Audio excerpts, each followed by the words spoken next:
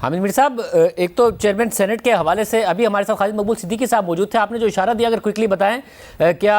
क्योंकि खालिद मकबूल सिद्दीकी साहब chairman senate या डिप्टी चेयरमैन सेनेट के हवाले से कह रहे थे वाई नॉट, क्या अपोजिशन उन्हें ऑफर कर सकती है एमक्यूएम को? शाहिद साहब, मैंने वो आपका इंटरव्यू सुना नहीं है क्योंकि मैं अभी किसी मीटिंग में था, वहां से मैं जल्दी से निकल के आया हूँ आपसे बात करने के लिए। तो वहां पर जो है वो जो बात हो रही थी वो हुकूमत की दो इत्तेहादी जमातों के बारे में हो रही थी, क्योंकि आपको पता है कि डॉक्टर फहमीदा मिर्जा साहबा जिनका ताल्लुक जीडीए के साथ है, जो कैबिनेट की मेंबर भी हैं, उन्होंने शिकवा किया कि जो हमारे सेनेट के उम्मीदवार थे जीडीए के फंक्शनल लीग के, तो उनको पीटीआई के जो एमपीएज हैं सिंध असेंबली में उन्होंने वोट नहीं दिए और उसकी वजह से जीडीए के वो उम्मीदवार हार गए हैं।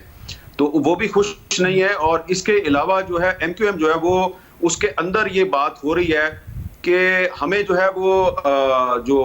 इमरान खान साहब की हुकूमत है वो टेकन फॉर ग्रांटेड लेती है। आज एमक्यूएम के जिस रहनुमा से पीपल्स पार्टी ने रब्ता किया तो उनकी जो आपस में बातचीत हुई है तो वो ये उन्होंने एमक्यूएम वालों ने कहा कि देखें आप भी जो है वो सिंध में हमारे साथ अच्छा सलूक नहीं करते हैं और इमरान खान साहब की हुकूमत जो है उसने तो हमें टेकन फॉर ग्रांटेड लिया हुआ है। बस वो जब भी उनको हमारी जरूरत पड़ती है तो वो हमें कॉल कर लेते हैं और हमें समन करते हैं, तलब करते हैं, खुद कभी इमरान खान साहब हमारे पास नहीं आते हैं या ज्यादा से ज्यादा असद उमर साहब को भेज देते हैं वो हमारे साथ वादे वईद करके चले जाते हैं। तो और फिर साथ ही साथ फिर ये कुछ वुज़रा जो है वो फिर अपनी गुफ्तगू में प्राइवेटली इस तरह का इंप्रेशन देते हैं कि एमक्यूएम जो है ब्लैकमेलर है। तो वो कह रहे थे कि ना तो हम ब्लैकमेलर हैं, हम तो मजलूम लोग हैं, हमारा तो कोई मुतालबा भी अभी तक हुकूमत ने पूरा नहीं किया। तो उस पर पीपल्स पार्टी और उनके दरमियान जो है वो बातचीत चल रही है और